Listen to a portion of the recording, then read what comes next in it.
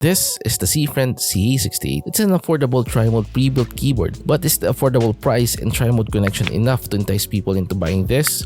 Let's find out. Like I said earlier, the Zifriend ZA68 is an affordable keyboard. I got the ZA68 for only 2,198 pesos. For sure, the price I've mentioned can be trimmed down, especially this season wherein most e-commerce sites are having their monthly promotions. The ZA68 is a bulky keyboard because of its casing. If you look closer, it has dedicated RGB lighting on both sides. This goes as well with the bottom casing.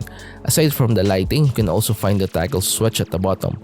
To me, toggle switches are better if they are placed on the sides.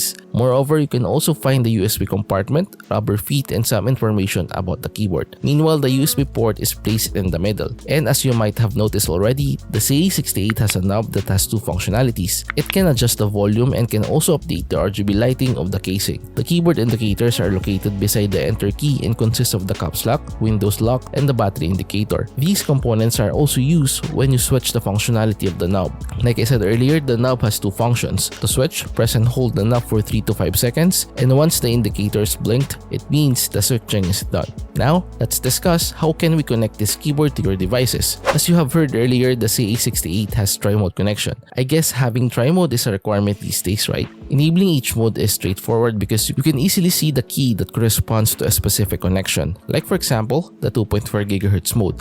Just press the FN plus Q. However, connecting by Bluetooth is not as smooth as the other two connection modes. At first it was easy, but when I started shifting between Bluetooth profiles, it became difficult. For example, I switched from profile 1 to 3. The device you're connecting to will indicate that the keyboard is already connected. But after a few seconds, it will start to disconnect. When I try to reconnect it, the device will show that the keyboard is connected again, but will disconnect after a few seconds. Actually, these difficulties mostly occur when I connect to my MacBook. But when I'm using Windows, the Bluetooth doesn't disconnect. I don't know if this only happens to my unit or not. To be honest, I'm quite disappointed, but it's a budget keyboard, so issues like this are common. Battery-wise, the ZA68 has 2000 mAh battery capacity. It's quite small if you compare it to other keyboards out in the market. Most battery capacities these days are above 3000 mAh, but I was surprised with how battery efficient this keyboard is. In my testing, with an average daily usage of 4 hours, a combination of Bluetooth and 2.4 GHz connectivity, and minimal RGB lighting, the factory charge lasted more or less 20 hours, while the fully charged battery lasted around 40 hours. I think this happened because the ZA68 has a sleep mode feature. After being idle for more or less 15 minutes,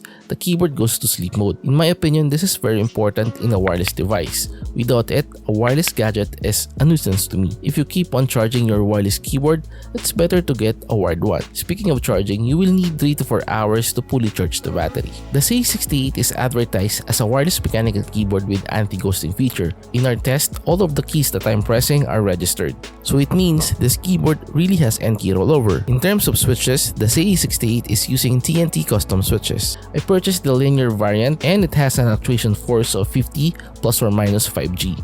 It also has a total travel of 3.8mm. These switches are also advertised as factory lubed, but upon opening them, it seems not. Maybe it's just a small amount of lube that was applied. Anyway, my typing experience is okay to be honest, and I like the tactility of the switches. Out of the box, typing experience wise, I can say that this is a good keyboard. Now let me discuss the tear down process. Once you have removed the switches and keycap, you'll see 6 screws. Once you're done removing the 6 screws, you need to unscrew the remaining 2 screws found under its rubber feet. At first, I was confused on how to remove the top casing. I initially thought by removing the 6 screws, you can detach the top casing easily. But I was wrong and it took time for me to realize it. Anyway, opening the board, you'll see a rubber dampening in the bottom casing, a porous foam sandwich between the PCB and the plate, and lastly, you'll see the 2000 mAh battery. If you look closer, you'll see the battery cable is directly soldered to the PCB. Speaking of PCB, the ZA68 has north-facing hot swappable PCB. Now, if you want to remove the knob, you just need to pull it upwards and that's it. To me, the innards of this keyboard are more than enough. For its price, we seldom see wireless keyboards with Trimode connection and with the kind of components Zifriend use in this keyboard. However, I'm not a fan of plastic plates. It's prone to breaking easily, especially the part near the screw holes. I guess this is one of the compromises Zifriend made to reduce the price of ZA68. One component that I haven't discussed yet are the stabilizers. These stabilizers are lubed and are plate mounted. Lube stabilizers are common in pre-built mechanical keyboards. However, I think it still needs some modifications to sound better. By the way, here's a quick sound test of the keyboard.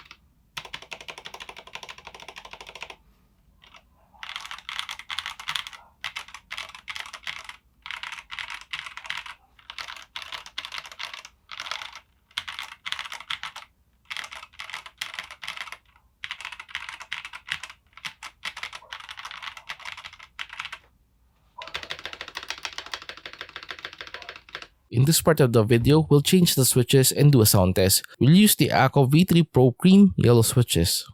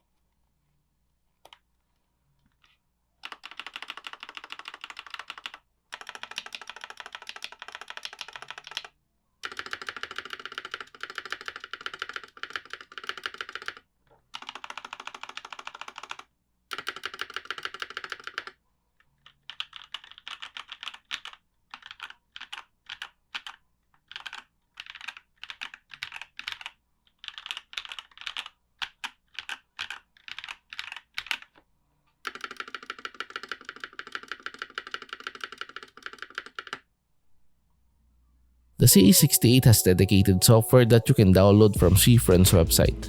Inside the software, you can perform the usuals like updating the lighting and mapping keys. Now, if you're wondering if this keyboard is VIA supported, unfortunately, it's not.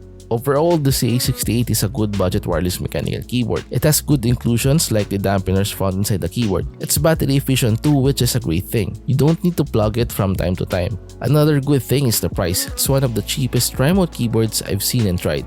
It has N-key rollover too, as you have seen earlier. In addition, it's easy to remove the switches from the PCB. However, not all praises for this keyboard. It has plastic plate which is prone to break easily. Also, there are some issues connecting via Bluetooth. Well, these are the only things that I don't like about the ZA68. Now, if you're going to ask me if I'll recommend buying this, my answer is yes for beginners and for people who are on a budget. For enthusiasts, I don't know. I can't speak for them all. Maybe they will like it or maybe not. And that's it guys, we have reached the end part now. Hopefully you've enjoyed this video. Till our next, goodbye.